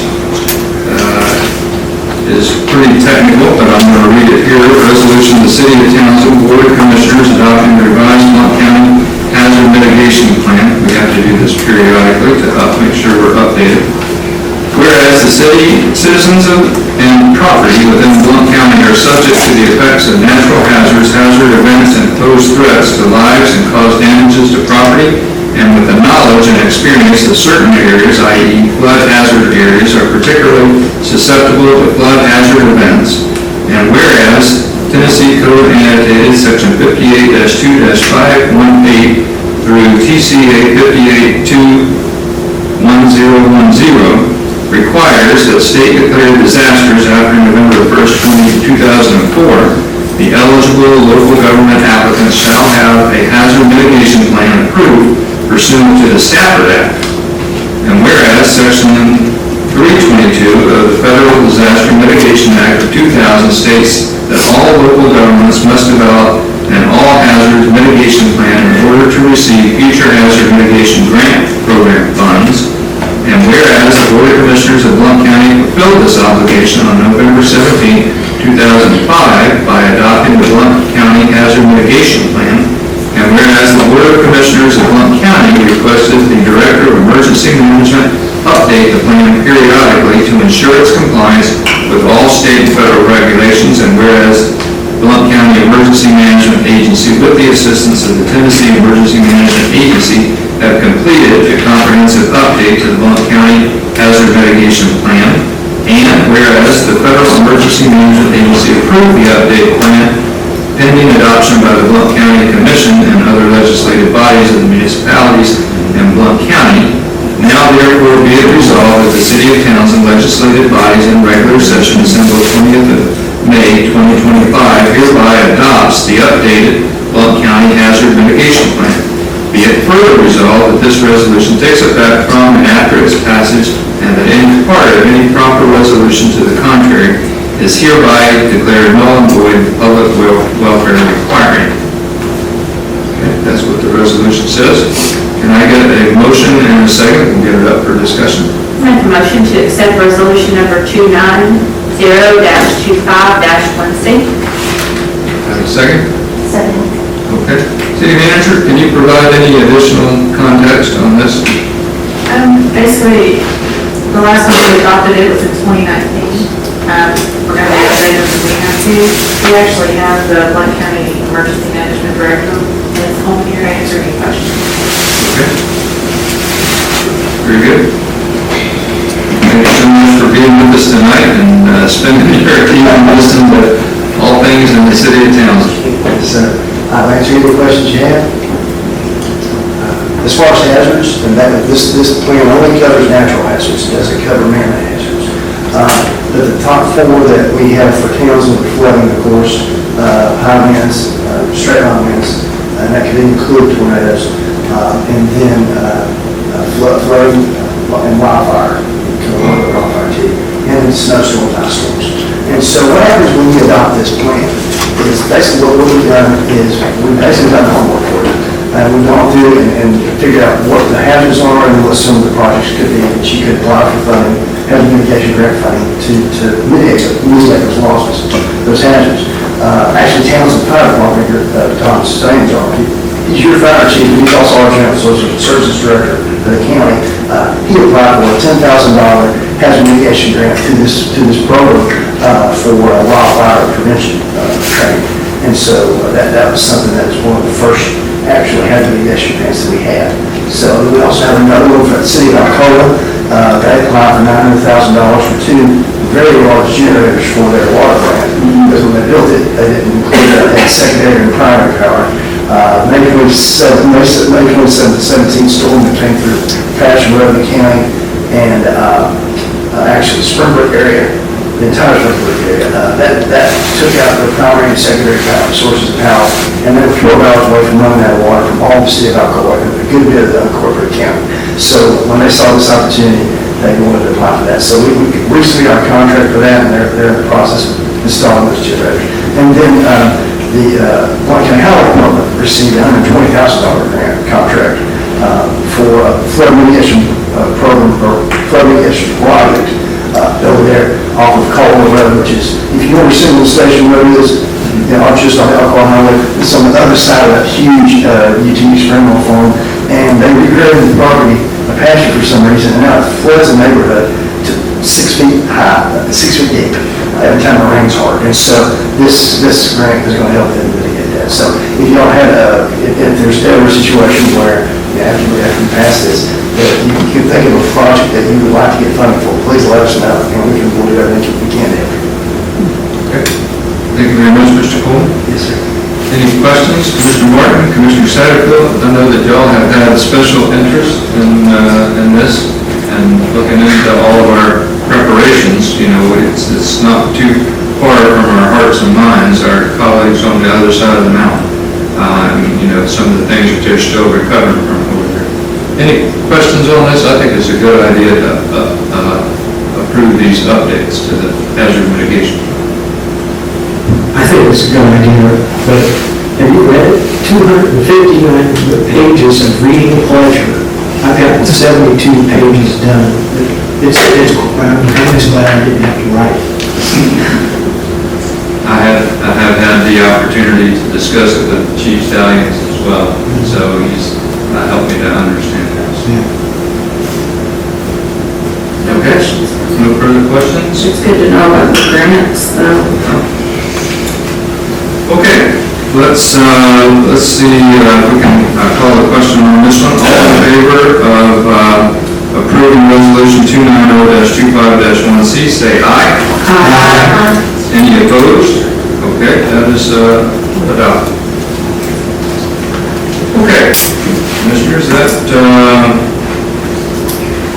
brings us down to the last item under new business.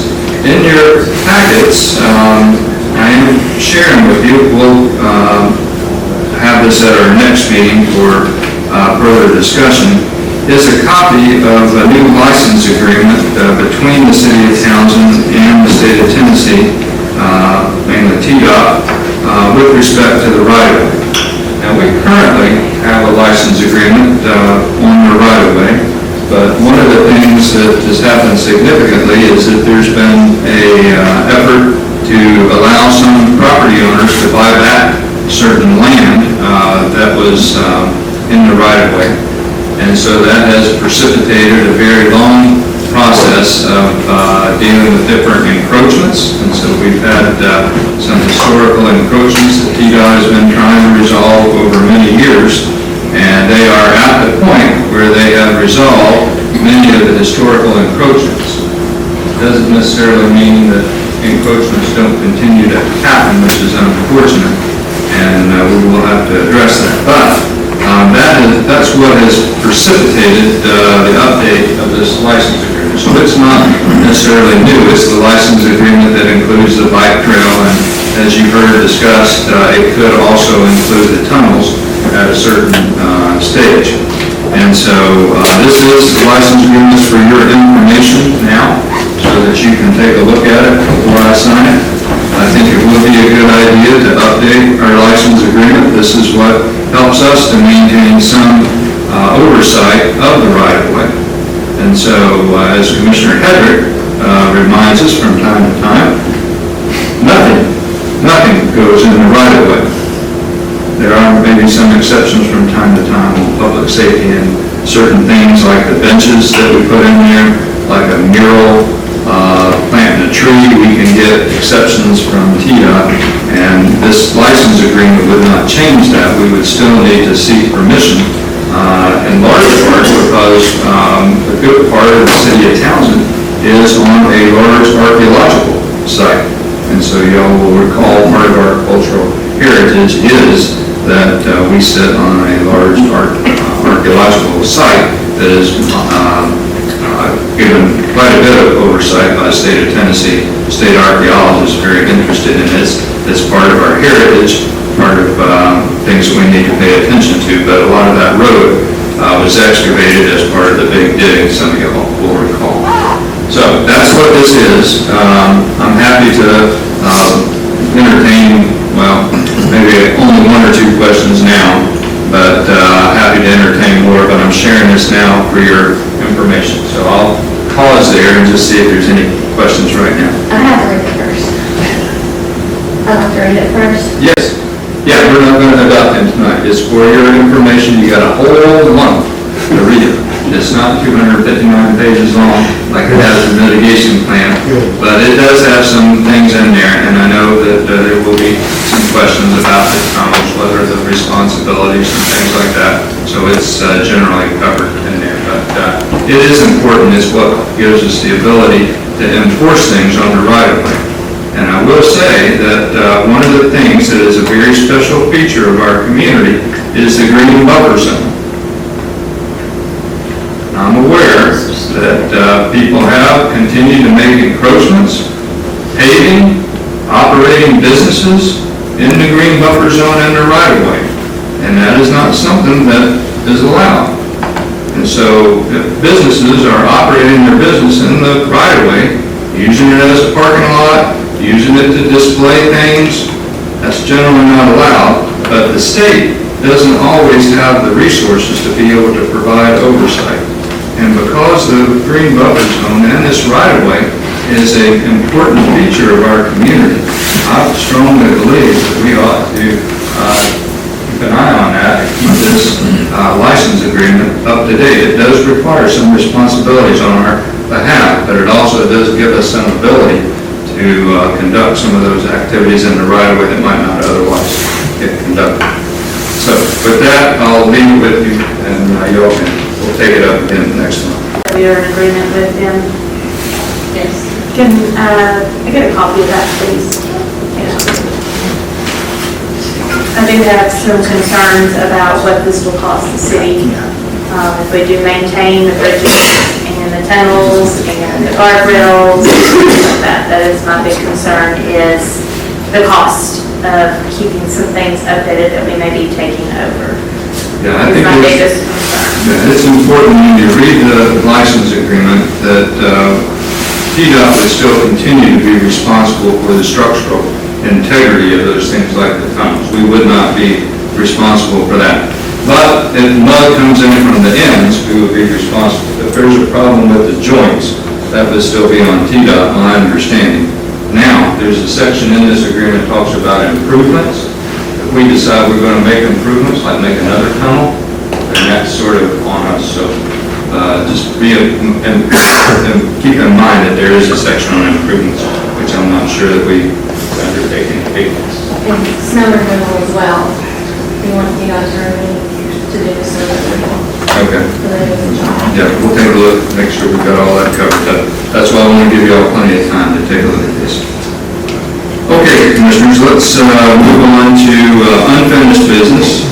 We've got ordinance number 34525-1C, an ordinance amending the special event permit requirements within the city of Townsend, and this is coming to you on second reading.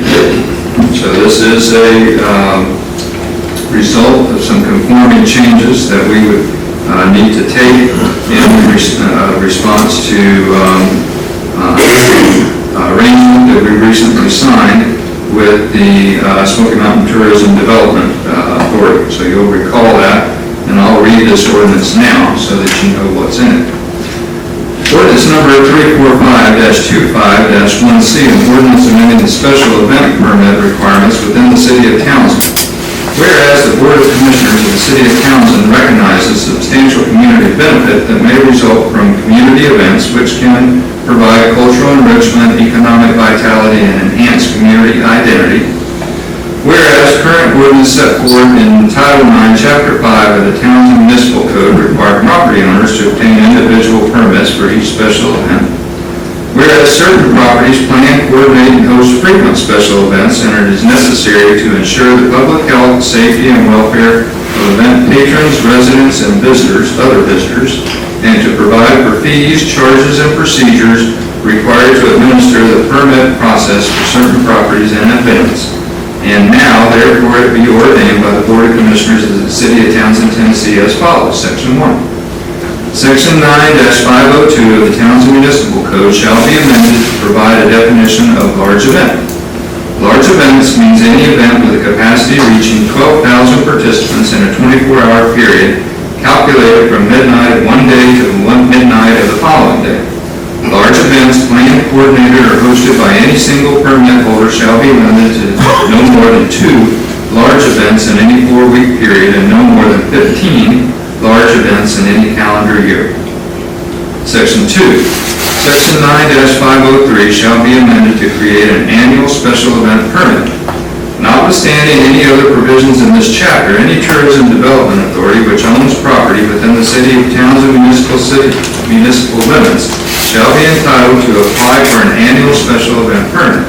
The annual special event application shall be submitted to the city manager for approval, and it shall be accompanied by a mandatory annual special event permit fee of $5,000. Upon issuance of the annual special event permit, the annual special event permit holder shall be entitled to plan, coordinate, or host special events on his property without applying for individual special event permits pursuant to this chapter. Provided, however, that the annual special event permit holder shall provide the city manager 30 days written notice prior to all events, including large events, with such written notice to include the dates, nature of the event, and anticipated event capacity. The annual special event permit holder shall comply with all other applicable obligations of this chapter, the Townsend Municipal Code, and all other local, state, and federal laws, rules, and regulations. The Townsend Municipal Code shall be amended as set forth above, and the provisions of this ordinance shall be in effect upon final passage to the public welfare requiring. Okay, that's the ordinance. May I get a motion and a second to get this one up for discussion? Make a motion to approve ordinance number 345-25-1C. Okay, we get a second? Second. Okay, got a motion and a second. Commissioners, any questions or further discussion?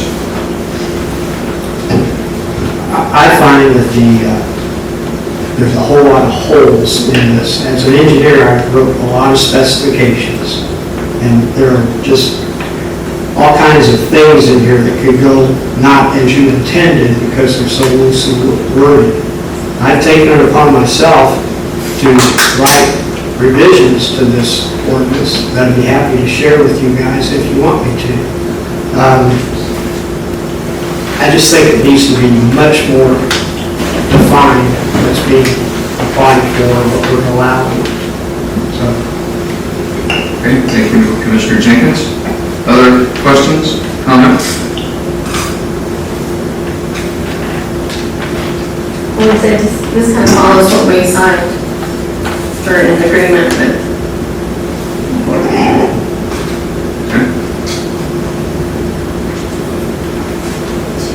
Okay, let me call the question. All in favor of ordinance number 345-25-1C, say aye. Aye. Any opposed? I'm opposed.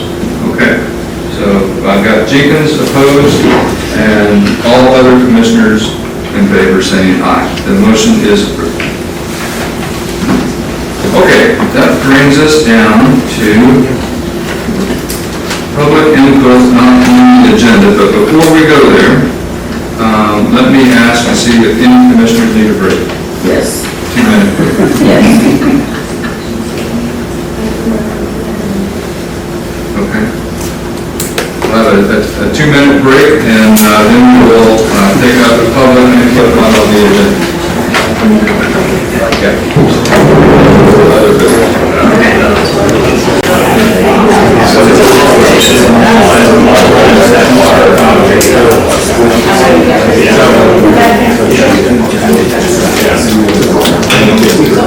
Okay, we'll come back into session.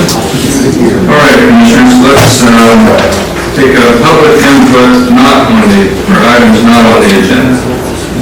We have anybody signed up to speak? Mike Aker. Okay, Mr. Aker, let us remind you, this is for items not on the agenda. Yes, sir. Thank you, I appreciate that. So the item that's not on the agenda that I want to talk about involves the Tennessee Public Meetings Act and the Tennessee Open Records Act. And I want to discuss this board's lack of transparency. Tonight, you all discussed items on this agenda amongst yourselves, calling it a public meeting when the public didn't have access to the information that you were discussing. That's the same as it being a private meeting. So you really need the items that are on your agenda to be on your website so that anybody that was so inclined could actually see what you're talking about. For example, we passed an annual budget on the first reading tonight without anybody here being able to see it except for you guys. That's not a public meeting. So I would urge you to upgrade your information that you're making available to the public. When you vote on your minutes to the meeting and you didn't allow the public to see them, of course they'll have no comments about them because they didn't get to see them. It's pretty important that the public actually get to see the information. That way when the minutes reflect what happened, there's something that actually took place because the public had the information available. There was a meeting that took place, a special call meeting on January the 3rd, in which this body participated in an illegal election via secret ballot that is forbidden by the Tennessee Code of Annotated. It's very clear, secret ballots are prohibited, is the wording that it says. And it goes on to say that when you do things that way, everything that comes afterward can be null and void. So the BCA appointments that happened that night being illegal, when that BCA awarded the Talley family their special variance, that could be declared null and void in the court of law if anybody was so inclined. That's what I'm trying to talk about open records and public meetings being actually taking place according to the law. I would urge you all to read Tennessee Code annotated and try to make public meetings and open records happen properly. Thank you. Thank you, Mr. Aker, for those comments. Do we have anybody else signed up to speak? Okay.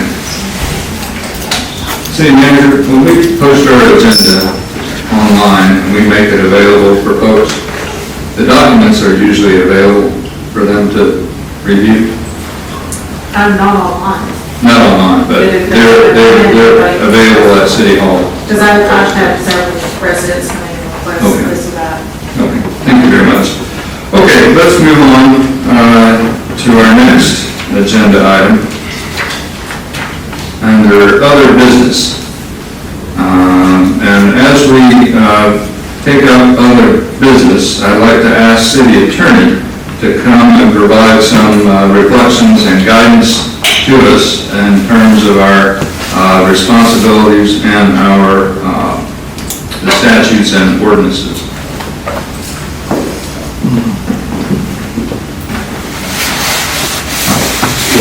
Thank you all. I think the last two items on the agenda tonight, one is a request for de-annexation, and we were going to meet tonight in an executive session to discuss that in advance because there had been some litigation threatened.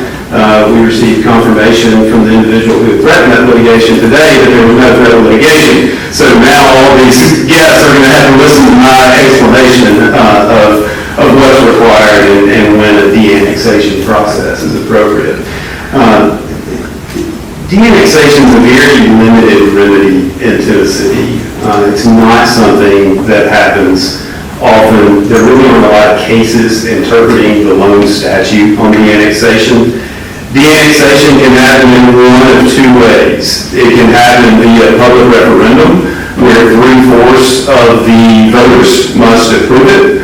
That's the first way. The second way is it can happen by ordinance. I guess the caveat to it happening by ordinance is that if property owners impacted by the de-annexation decision disagree with the de-annexation decision, a request can then be made for it to go up for a public referendum. So with either option, referendum or ordinance, there's a possibility that this comes up for a public vote. A number of municipalities in the state, and I'm thinking specifically of Johnson City and the city of Memphis, have independently passed guidelines that they will follow in the event there's a request for de-annexation. Johnson City's are just a page long, Memphis is only 38 pages. So there's a lot of room there for what those guidelines might look like. Otherwise, the statute states that the de-annexation must be in the best interest of the property owner, and everything that you do has to be in the best interest and for the public welfare of the citizens and residents of Townsend. So de-annexation, again, very limited remedy. You all, if you wanted to do that tonight, that would have to be something where you said, we want to see an ordinance, and that ordinance would have to come up on first reading at some meeting down the road with a public hearing and all the things required to get an ordinance passed. Changes to the zoning ordinance, for instance, D2 to allow camping, that would have to come, and Commissioner Aker mentioned this, that would have to come up through the Planning Commission. Then it would have to be before you all for ordinance, just as any other zoning change would have to be. So that's really what I have on those two items. I wish I had more. It's just really limited in Tennessee. There's one case out of Chattanooga about the annexation. Legal nerds will really enjoy it because it's all about how you contest the annexation. It doesn't really talk about the who, what, where, when, why of the de-annexation. So that's all I have on those two items. I'm happy to answer any questions that you have on that or any other matters. Commissioners, any questions for City Attorney? on either of these two items we're about to discuss?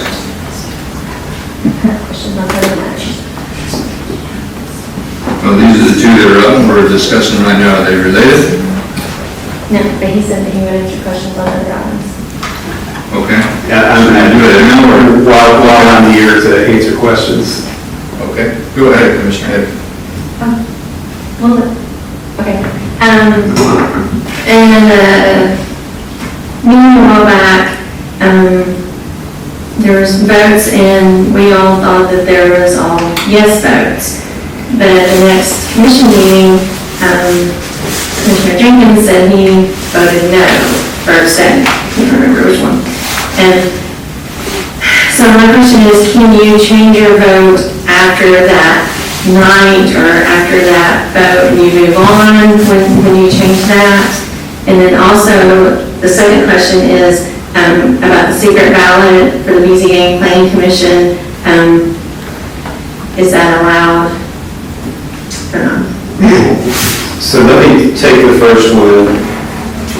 When you all vote, you can change your vote until the time you move on to the next agenda item. So if somebody votes in favor of something, but before another item is called up, a vote will be changed at that point. Once you've moved on to something else, that vote's fine. You've cast your vote, yea, nay, abstain, whatever the case may be, and then the minutes of that meeting would need to reflect that. In terms of secret ballots, so let's start with our municipal code. We don't really have a lot of detail in the municipal code about how votes are to take place with this body. With this body, we refer to Robert's Rules of Order, and in Robert's Rules of Order, the only time a secret ballot would ever be allowed would be in a situation where there was a vote about an individual, maybe a nomination for a commission or something like that. Any other votes absolutely have to be public. I know for the legislative body, you all have to do everything publicly. You can't have a secret ballot. I would need to look at the BZA regs, and I would need to look at planning commission regs. My recollection of the statute is that it talks about the legislative body, and that is certainly you all would need to look as it relates to, I think you mentioned BZA, whether that state regulation applies only to legislative bodies. But again, the only time a secret ballot would be allowed would be in a situation where if you all were voting for one of Ms. Satterfield's new recreation committee members, and it was best to keep that private so that, or secret, so that somebody didn't know one of their neighbors voted against them. That's the limited circumstance under Robert's Rules where a secret ballot would be allowed. Again, I need to look at the statute as to whether it pertains, the prohibition against secret ballots applies just to the legislative, the governing body that you all are, or whether that also applies to subsequent committees that may be established, maybe not by state statute, but instead are established by charter or some ordinance of the commission. I just don't know whether that prohibition applies to those committees. And I don't want to give you bad advice without looking at that statute before I tell you. Isn't it set up in our ordinance that the mayor makes that decision anyways? That at this point in time, it's not set up for the commission to vote on that. He was just asking, from what I gathered, what our opinion was. He still gets to make that decision as set up in our charter. Is that, am I correct on that? He gets to pick the planning commission and the BZA. Membership? Who sits on those boards? I thought this, we hadn't switched that over yet on one of the boards that he gets to make. I don't know what the specific procedures are for selection of members. I'm just speaking generally, the only time that Robert's Rules would allow a secret vote would be a vote regarding an individual appointment or something like that. But that wouldn't apply to this board because state statutes prohibit the secret ballot from the governing legislative body. Can I answer your question? Yeah. I read it today to make sure I do it correctly. The planning commission, the mayor controls who is appointed to the planning commission. He can ask for advice from the commissioners. He can do it by any method he wants. But the mayor has sole responsibility and for all membership on the planning commission. The BZA is not his prerogative. The BZA has to be voted on by the entire commission. The city commission. Yes. Okay, commissioners, any other questions for city attorney? Okay, let's, thank you, city attorney. Stand by in case we need additional advice. Okay, first item under other business, request to discuss changing the language of Townsend zoning regulations to add camping in B2 zones as follows. Camping in one's own RV and one's own property is permitted in B2. Nightly Airbnb type rentals of RVs are not permitted in any zone. Limit of one RV per parcel. Camping on vacant lots shall be subject to a maximum length of stay of 89 days per Blount County zoning ordinance for campgrounds defining such. Length of occupancy in RV on properties already having a primary structure exemption is unlimited because of RV already being permitted to be parked on the property at all times. So this is what we're being asked to consider a commissioner place this item on the agenda. So would the commissioner who place this item on the agenda want to clarify or expand or guide us through the context on this? Yeah, we've been asked for quite a while about, being able to camp on your own property, and, he's gone through several different things, asking to be a B2, and, I know when was requested for the B1 district, it was basically just totally shut down. And, this is the only B2, and as mentioned, before, you're able to store a camper on your property 365 days a year, but you're not able to stay in the camper. And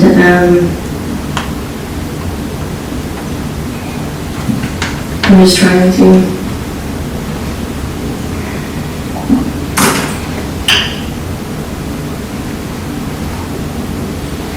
let our citizens be heard. Okay, well, we're discussing it. Commissioners?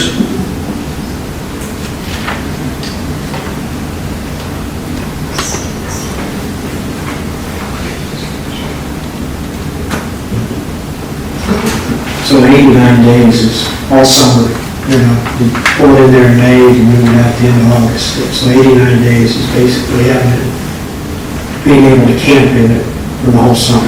That's what it effectively is to say. My concern is property value, not necessarily your property value, but if you have a RV or a camper sitting on a property and say your neighbor wants to sell their property, they may get a lesser value because that's sitting there, and the person that may want to buy their property may not want to be looking at an RV or a camper. Just because it may not always be nice and upscale and look good, you can bring other RVs that aren't as eye appealing as some. That would be my concern, is it could affect a resale of a property owner that owns a home. But you're already allowed to park in a camper now, anywhere, 365 days a year. Have you seen some of the decorations and stuff people put on their campers that are there permanently? This would be a permanent one. But still, you can put up a lot of stuff in and around in the 89 days. A lot of the campgrounds at the lake, they have to move those in and out during the season. So there is a lot that can be done, and it doesn't always eye appealing. is my concern. So, my recollection is that RVs are allowed in campgrounds. That's what it says in Plum County. Any commissioners aware of any communities nearby that allow this type of activity? Merrill, Alcoa? I'm not aware of any.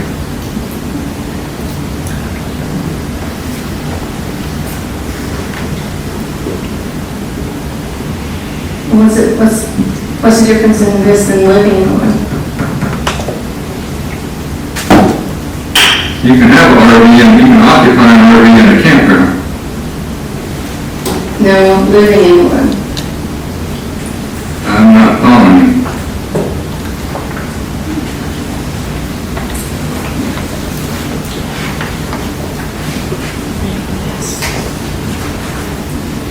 I have a technical question. Being a engineer that I am, I lived it there for 89 days. I drive away on the 90th day. I come back and does the count start over? I get to stay for another 89 days? Or is it 89 days in any one calendar year? But I get what you're saying, we don't see other RVs parked in other cities or municipalities surrounding us.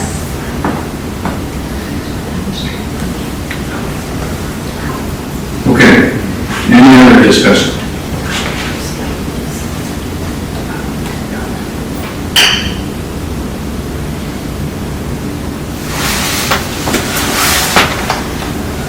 I'd like to make a motion to submit to planning commission for their consideration.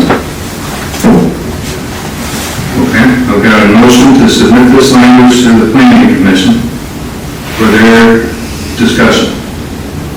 Do I have a second?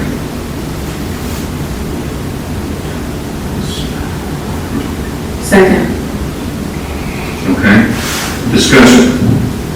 I have significant concerns with this language being submitted to the planning commission. For the reasons that were described, and because the language is not something I would ever see in our ordinance in the city of Townsend, something that references BOC County ordinances. There's issues in here about nightly RV types of rentals. I think this is a bad idea. I think there's a reason why no other communities allow this type of activity. I'm not aware of any community around us. I'm not even sure you can do this in the county unless you're in a campground. We've raised this at numerous workshops, and I've not heard a citizen suggest that they think that this was a good idea. So I have significant concerns with this. I think this opens up a whole can of worms for our community, for our citizens. I think it reflects the desires of one person to do something that's not allowed anywhere else. One person that has occupied hours and hours of staff time to try to accomplish something for their own intent. This is not the kind of thing that I would want the planning commission to spend time discussing.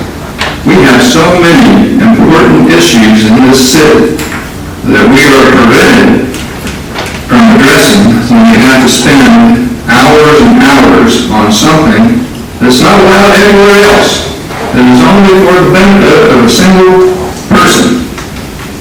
So that's my comment on this. Commissioner Hibbert. Is that your comment, or are you trying to sway us? Are you trying to control us? Are you trying to sway us? Because it's almost like you're... It's a deliberation. We all have a vote, and I'm expressing my opinion. And people can vote however they want. It's a public forum.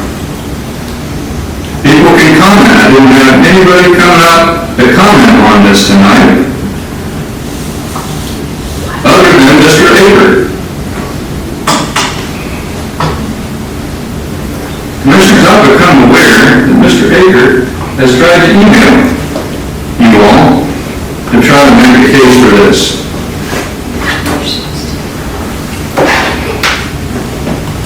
And that he's given you a question on whether you want this or you want the annexation.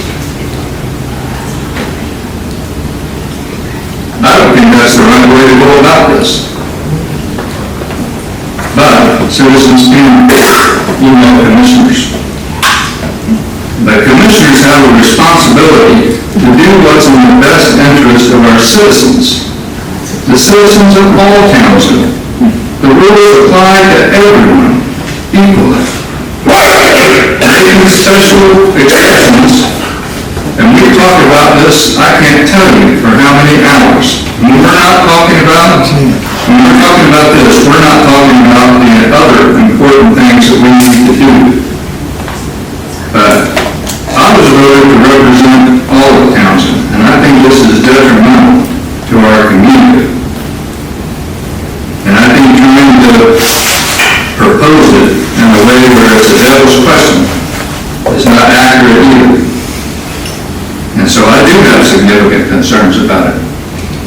And I've heard other commissioners express concerns about this. So, yes, every commissioner can provide their opinion. And Commissioner Hedrick, if you have a different opinion on this, if you think you can tell us why this is a good idea for our community, how does Townsend benefit from this? How do the other citizens, how do the neighbors benefit from this? Then I would potentially consider why it might be necessary to send this to the Planning Commission.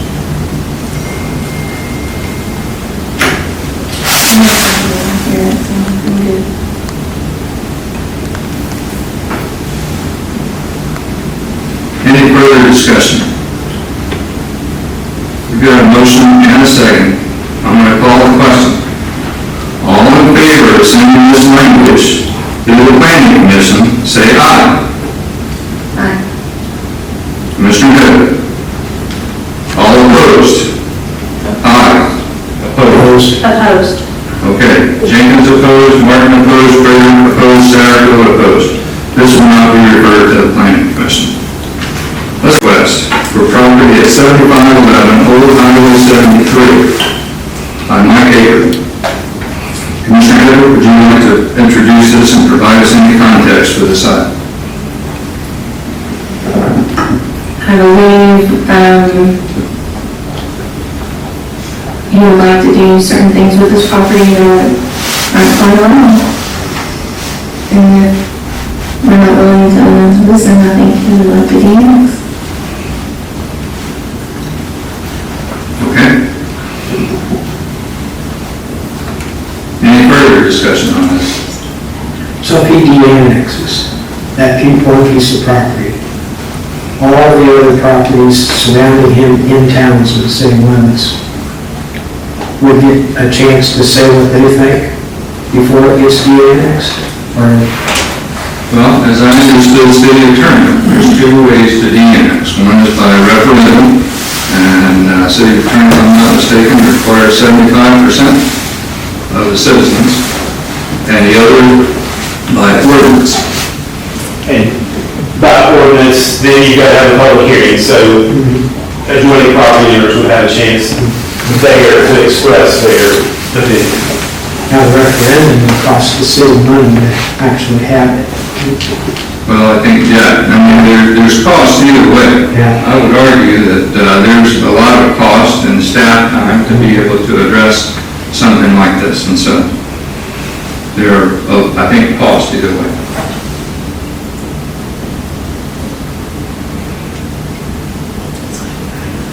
Any further discussion?